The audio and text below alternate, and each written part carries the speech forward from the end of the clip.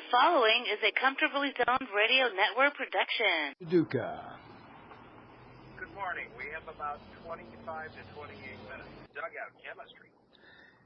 And it's crystal clear that chemistry means an awful lot more than a lot of the pundits give a team credit for.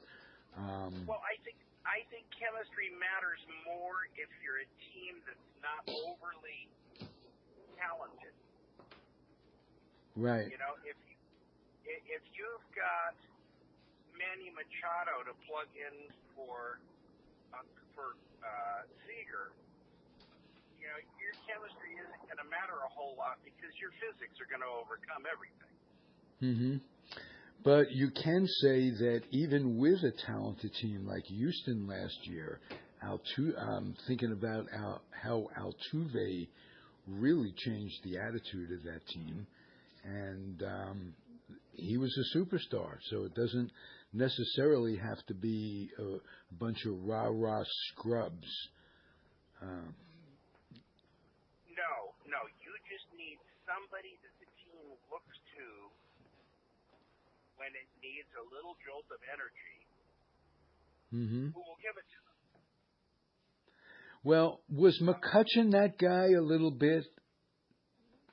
Might have been that guy a little bit. I mean, I think it's generally acknowledged that he was the team's MVP this year, and that's and he's been gone for 3 weeks. Mm-hmm.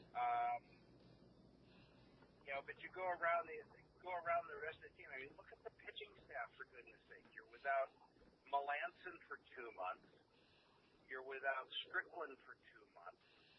You're without Bumgarner for 2.5 months. You're without Cueto for 5 months. You're without Samardzija for 4 months. And that does not even count. I can't even remember his name. The young Hispanic pitcher they picked up in the Rule 5 draft who throws 100 plus. Rodriguez, son of Pudge. No.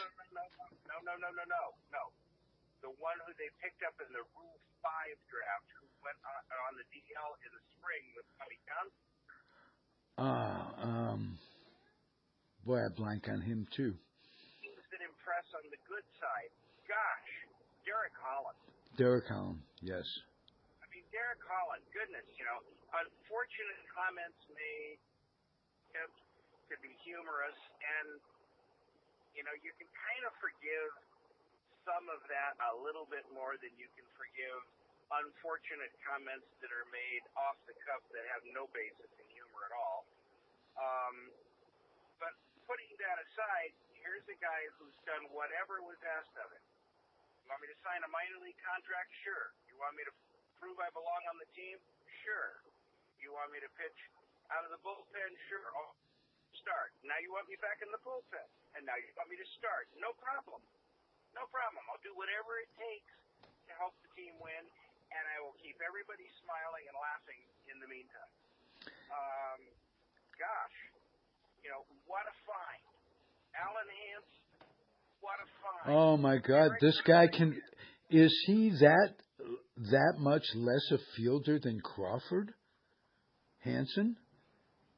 I mean, yes. I mean, and I'm going to say this just flat out. With the possible exception of Nick Ahmed in Arizona, everybody is that much less a fielder than Crawford. Oh, okay. I mean, if you look forward, you think forward and you think, well, could the Giants make a huge splash in free agency? The guy that they would be most likely to be able to go out and get is Manny Machado, but where the hell would they play him? They got Longoria at third, they got Crawford at short, and I don't see Machado converting himself to a second baseman if he sees himself as a shortstop. Yeah. I mean, would he do it on a team where he was already signed and competing for a championship? Sure. If the Dodgers asked him to play second base, I think he'd do it. But would he sign a 5-year deal knowing that they wanted him to play second base the whole time? I doubt it. I do too. I doubt it. Yeah. And is there anybody who will displace Brandon Crawford at shortstop? I don't think so. Ozzie Smith is retired, and Omar Vizquel is retired. So do you move Hansen over to second base and have him either compete or be a backup to Panic? I think you do. I think you also give some consideration to having Hansen maybe go play winter ball in the Caribbean and play the outfield. Oh. He's certainly got the speed to play right field in San Francisco if he could learn the position. Now, whether or not he's got the pop to be a corner outfielder on a team that seems to be in desperate need of pop is another question entirely. Yeah, that's why Williamson's injury was so painful to them, because he combined filling that corner outfield position with a little bit of pop. And I don't know. Williamson's injury was painful. So was Duggar's. I mean, Duggar was proving that he belonged at the top of a major league lineup. Do you know how difficult it is to find legitimate leadoff hitters? The Oakland A's have won 91 games, and they don't have one. I think they do now. Laureano has come on. Laureano hit 7th last night. Depends on who's thrown against him. They bounce people up and down that lineup all the time. Fowler has hit leadoff. Semien has hit leadoff. Laureano has hit leadoff. Matt Joyce has hit. I mean, you don't have a leadoff hitter if you can name 6 guys who've done it. Right. Although Laureano has seized the moment late in the season, so. Well, he's certainly taken over center field. I mean, there are no two questions about it. The 2 best young center fielders in baseball both showed up for work in the Bay Area in the middle of the summer. Wow. Dugar's that good. Now, I understand that Dugar's injuries are, chances are he's going to come back strong from his injuries. Oh, yeah. Williamson, anything with the head is the unknown these days, especially with attention being called to concussions. Thank God, cost Matheny his career. I'll just throw out a couple of names for you, Ralph. Guys of our vintage. Remember Tony Canigliaro? Oh, of course. Remember Dickie Thon? Yes. Houston. Dickie Thon would have been Brandon Crawford. Dickie Thon might have been Alex Rodriguez. Really? That's how good he was. Yeah. Oh, yes. Dickie Thon was a generational talent until a baseball hit him in the temple. It took almost 2 years for him to be able to see just one of everything. Well, reminds me of Frank Robinson, who was reputed to have double vision for the last 5 years of his career, double or triple vision. And they asked him, well, I was going to say, I can top Frank's double vision with Mickey Mantle's triple vision, but that's a whole different issue. Okay. As Mickey always said, I just swing at the one in the middle. Yeah. And his wasn't caused by injury. Well, maybe self-inflicted, right? He did it himself, Mick. He's responsible. But and there's a what if Mantle. If Mantle didn't step in that drain in the 51 World Series, backing off a DiMaggio fly ball hit to DiMaggio. Yep, and you know what, Ralph? If you're patient, everything is eventually revealed. You want to know what would have happened if he hadn't stepped in that drain? Mike Trout would have happened. Right. Trout is unbelievable. He does not seem to have a flaw in his game. I saw something last night that few people have ever seen. I saw Mike Trout play a baseball game and not reach base. Oh, wow. Now, he was pulled from a 10-0 game in the 6th inning. Okay. But he did have three at-bats, and he did not reach base. And that happens perhaps 3 times a year. Literally. Yeah. Wow. you could sign that scorecard. Send that scorecard to the Hall of Fame, perhaps. Well, they have a couple of mine already. That's more they want. Which ones have you sent them? That's I'm curious. They have my scorecard from Greg Maddox's 300th win.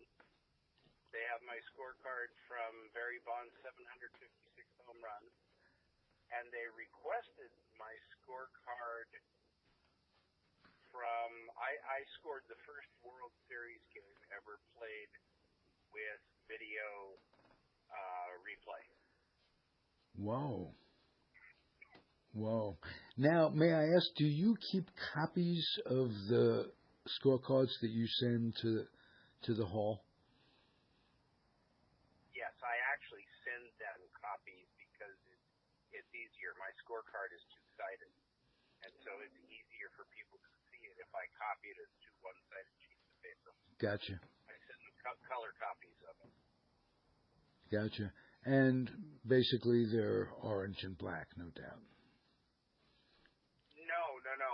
When I official score a game, I use colored pens to help me highlight all of the events that I see what you mean. I thought the background. Green, strikeouts are in red, base hits are in brown, errors are in yellow, double plays, sac flies, bunts are in pink, substitutions are in a different color of blue, and ordinary plays are in pencil. You know, there's something that would have really helped you from when we were kids. It was a ballpoint pen that had 4 or 5 colors, different different refills in one pen, and you'd push it, and the blue pen would come out. Do you remember those?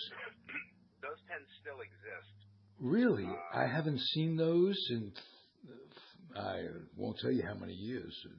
Wouldn't matter. They have this snippy new thing, Ralph, called Amazon, and if you look on that, you can find almost anything you can ever remember having existed. And if you can't find it there, then you go to Alibaba.com in China, and you can find it, but you have to buy 1,000 of them. Oh, okay. Well, you could. They have those pens. I am, because the scorecards, this is an interesting thing that many people don't realize. My scorecards don't belong to me when I'm official scoring. My scorecards belong to Major League Baseball. Oh. They let me keep them. But they are technically the property of Major League Baseball. They're a work product. And therefore, should they decide that they want to subpoena my scorecards for archival purposes, I make sure that everything is done in an archival manner. I print them on low acid paper, and I use gel pens because they last essentially forever. The ink does. Wow. You are truly a keeper of the gate of the history of baseball. No question. I try. Yeah. Well, how good that must feel, Michael. No kidding. Well, it's kind of a nice outcome for a kid who wound up with a degree in history. If I couldn't find a way to earn a living chronicling history, at least I can find a way to earn some money preserving it. Well, the crossover in skills should come naturally, because who was it that said that you don't know American history, and I'm paraphrasing him, obviously, unless you know baseball? I'll give you the exact quote. He who would wish to know the American people must first learn baseball. And that was the French historian Alexis de Tocqueville. Wow. Do you keep that quote somewhere on the wall, or it's obviously close to your heart? Well, it is, but it's also painted in the club at AT&T Park, along with a few others. Like a great Hedda Hopper quote, there are only 2 great Willies in history, Shakespeare and Mays. Oh, Hedda Hopper said that. Wow. And let's see, what else? What stays in the how about what stays in the clubhouse? What goes on in the that's in the clubhouse itself. Okay. That's not printed in the club. I'm sorry, the club level of the ballpark. The other one is the last line of Ball 4, which has always been one of the most poignant and beautifully written sentences I've ever seen. Jim Bouton, who had pitched off and on for almost 20 years when he finally got around to writing the second edition of Ball 4. The final line is, all those years you spend gripping a baseball, and in the end you find out it was the other way around. Yep. Great quote and a great book. Had one of the podcasters on this network, I'm proud to say, is Skip Lockwood, who, among other things, being the closer for the Mets for a long time, he was a member of that Seattle pilot team that Bouton wrote the book on. And one. Oh my God! Have you asked him if he still goes out and pounds some Budweiser? Oh yeah, we talked about Schultz and what have you. For a long time, I confused those Schultzes with. I confused him with Barney Schultz, who was a reliever. The old knuckleballer. Yes, exactly. But I asked him, and I'll paraphrase my question to him. I said, was it as much fun and as rowdy as Bouton makes it out? And his answer was, is much more fun. There were things that he. Bouton left stuff out. Yes, that's what I meant. There was once, and I have never been able to find it again, but the first time I read Ball 4, there was a chapter set in Washington, D.C. about a baseball player practice known as beaver shooting. Yes. Yeah, I think that was Mantle Up on the Roof. I don't remember who it was, but I think they were actually in their rooms in the Shoreham Hotel, but they knew exactly which rooms to ask for that had an inside view. So, I remember vividly reading that as a young teenager, and then I've never been able to find that chapter since. So I'm sure it was subsequently excised from later printings of the book. That's possible as well. Absolutely. Great line from that book. The players are getting off the plane and the wives are greeting them. And one of the players says, "Look horny, here comes the wives." So. Yeah. Well, and for my money, one of the most memorable lines, because you always wonder what it is that a pitching coach has to say when they come onto the mound. Right. Was Bouton saying that whenever Johnny Sane came to the mound, he had the same advice: throw strikes and don't give them anything they can hit. Right. Well, if I didn't know that already, what am I doing out here? Yeah, thanks for visiting. Appreciate it. It gave me a breather. Thanks for stopping by. Yes. Hey, your time is up, young man. Your self-inflicted time is up. It is precisely. Well, we have about 5 more minutes, if you like. I would. You tell me how you'd like to close the show. Well, I think that I think that I'll go back to your initial question. Things that impressed me. We did not yet even talk about the Giants rookies a year candidate, Derek Rodriguez. 14 starts and he's allowed 3 or fewer runs, which is the most of any rookie pitcher in baseball. They look like they might have something going forward. Excuse me, in Aramis Garcia. Looks like he's going to be able to play first base and catch. I'm looking very much forward to seeing a healthy Buster Posey next year. And who knows what will happen, and what I expect will be a fairly busy offseason. It would not surprise me to see the Giants make a trade or two, perhaps a significant trade. Brandon Belt may be on the block. Joe Panic may be on the block. Brandon Belt may have taken himself off the trading block by going essentially on the DL. There is no DL at this time of year. There's no point in it. But he's been shut down for the year and will have surgery to clean out his knee, and so he may be untradeable until after spring training, or they may not get any kind of return for him at all until people know that he can play. Right. Joe Panic is in probably that same situation as you said. Alan Hansen at this point provides roughly the same batting average, certainly not the same defensive capabilities, but is he that much worse considering that he will cost about $6 million a year less? Michael, is this the year they move Posey to first? And No. Okay. No. They move Posey to first. Never. Posey moves Posey to first. Okay. And the kind of guy he is, coming off hip surgery, he's going to want to prove that he can still catch. That's my.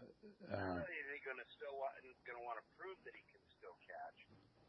He can still catch, and the thing is, that's by far where his greatest value is to the team. People say, "Oh, well, his OPS is 100 points higher at first base." Yeah, but look at catcher ERAs. Look at, for years the Giants have had a team based on pitching and defense, and since the 1st of June, they've had the best pitching staff in the major league. You don't tell that pitching staff, okay, this year you're going to pitch to Aramis Garcia on a semi-full-time basis, and occasionally Buster will wander back behind the plate to see if he remembers where it is. That's not going to happen. Yeah, people lose sight of the importance of catchers, and I think it was the A's catcher, whose name escapes me right now, that has taken the A's team and made them what they are. No one could have. Lucroy kept that pitching staff together. He is so good defensively, and along the same lines, we misjudge or underrate the importance of a catcher, pure and simple. Well, nobody calls a game better than Buster, and nobody, with the possible exception of Yadi Molina, controls the running game better than Buster. And here's the thing: when you want to talk about value of players, I had a very respected lifetime member of the Baseball Writers Association posit to me just this week that Yadier Molina was more valuable to his team over his career than Barry Bonds was. Wow. That's how much we undervalue the ability to call a game. Wow. Hey, terrific, and a terrific show this week. Thank you very, very much, Michael Duca. Pleasure, as always, was mine. No, it was mine. That reminds me of Larry David episode was, it's my pleasure to pick up the check, and he's in an argument with, I can't think of her name, a female comedian who's very funny, but it was my, yes. Anyway, it is my pleasure, my friend. Thank you again. All right. Till next time. If you're listening, that was Michael Duca, Giants Baseball, past, present, future. And I'm Ralph Tyko, the weak link of it all, Comfortably Zoned Radio Network. We'll be back next week. Thank you, everybody, for listening. Adios.